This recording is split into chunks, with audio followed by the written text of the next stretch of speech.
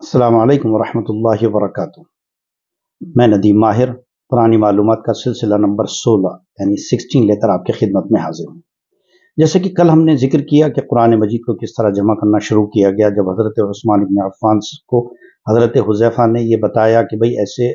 قرأت کے اختلاف کو لوگوں نے انتشار کی شکل دے دی ہے، لوگوں میں انتشار بڑھتا جا رہا ہے، لہٰذا اس قرآن کے نسخے کو ایک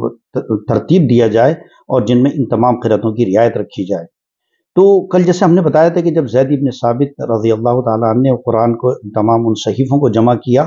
تو ان تمام صحیفوں کو جو نسخۃ الام کہلاتا ہے وہ حضرت حفصہ جو حضور اکرم صلی اللہ علیہ وسلم کی زوجہ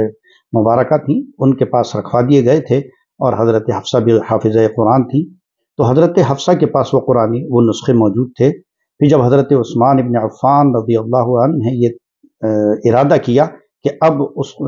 ایک مصحف تیار کیا جائے، تو پھر آپ نے مدینہ منورہ میں خطاب دیا اور خطبہ دیا اور لوگوں کو یہ بتایا کہ ایسا نہ ہو کہ قرأت کا اختلاف ہمارے درمیان انتشار کا باعث ہو جائے، لہٰذا اب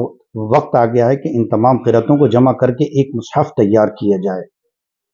آپ نے حضرت حفصہ سے وہ پرانے تمام نسخے طلب کیے اور 4 صحابہ کرام کی ایک جماعت ترتیب دی گئی، جس میں حضرت زید بن ثابت، عبداللہ بن زبیر،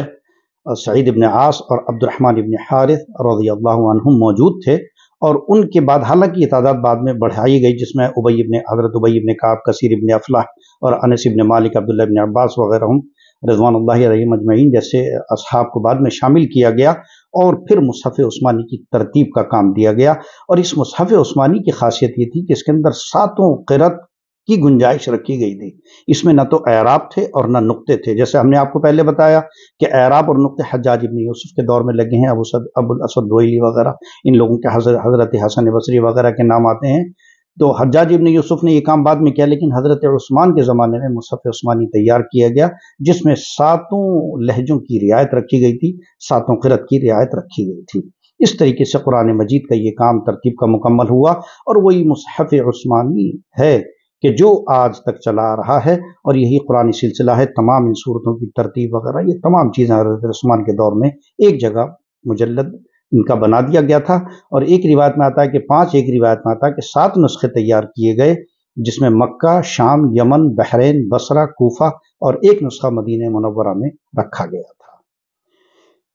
اور آئیے اب آپ کو ہم کاتبین وحی کے نام بتا دیتے ہیں۔ کاتبین وحی میں جو 4 خلفائے راشدین حضرت ابوبکر صدیق، حضرت عمر، حضرت عثمان بن عفان، حضرت علی کرم اللہ وجہ،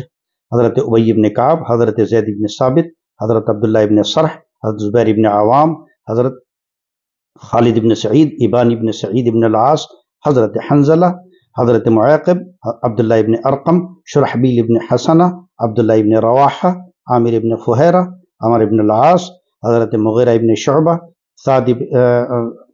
ثابت ابن قیس، خالد ابن ولید اور حضرت معاویہ ابن ابی سفیان رضوان اللہ علیہم اجمعین کے نام موجود ہیں۔ اور بھی صحابہ کرام ہیں جن کے بارے میں مختلف روایتیں ہیں کہ آپ بھی کاتبین وحی تھے، لیکن متفقہ طور پر یہ وہ اسماء گرامی ہیں صحابہ کرام کے جنہوں نے کتابت وحی جیسا کارنامہ انجام دیا اور اتنا نیک کام انجام دیا کہ آج امت ہم لوگ سب انہی کی مرہون منت ہیں۔ دعا کرے اللہ تعالی ہمیں اس پاک قرآن پر، اس پاک کلام پر عمل کی توفیق دے، اور ہمیں اور ہمارے آنے والی نسلوں کو قرآن جو ہے صرف تلاوت کے لیے نہیں بلکہ ایک دستور العمل ہے قرآن مجید۔ اللہ تعالی ہمیں اور ہماری نسلوں کو اس دستور پر عمل کرنے کی توفیق دے۔ اللہ تعالی ہمیں اور آپ کو محفوظ رکھے۔ آپ ہمارے لیے دعا کریں، ہم آپ کے لیے دعا کرتے ہیں۔ انشاءاللہ العزیز قرآنی معلومات کے سلسلے میں پھر کل ہم آپ کی خدمت میں نئی معلومات لے کر حاضر ہوں گے۔ تب تک کے لیے ندیم ماہر کو اجازت دیجیے، ویڈیو کو شیئر کیجیے، خیر کو پھیلانے کا ذریعہ بنیے۔ دعاؤں میں یاد رکھیے۔ خدا حافظ۔